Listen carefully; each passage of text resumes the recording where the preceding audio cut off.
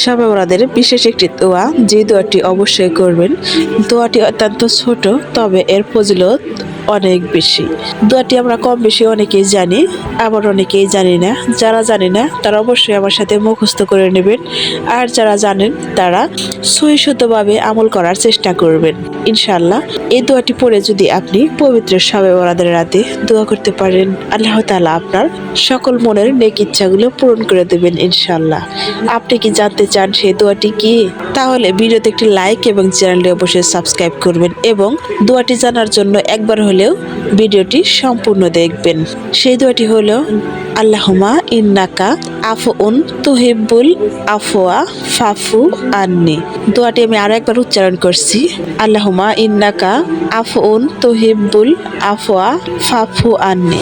অর্থ, হে আল্লাহ, আপনি ক্ষমাশীল, আপনি ক্ষমা করতে ভালোবাসেন, অতএব আপনি আমাকে ক্ষমা করে দিন। দোয়া কবুলের জন্য সবচাইতে ছোট ও গুরুত্বপূর্ণ টিপস কি? তা হলো দোয়ার আগে 2 রাকাত নফল নামাজ পড়ুন, দরুদ শরীফ দিয়ে দোয়া শুরু করুন, শেষে আবার দরুদ শরীফ এবং চোখ পড়া পানি নিয়ে অন্তরে অধীর লজ্জা নিয়ে আল্লাহর কাছে কাকুতি মিনতি করে দোয়া করুন। আল্লাহ তাআলা আপনার দোয়া কবুল করবেন ইনশাআল্লাহ।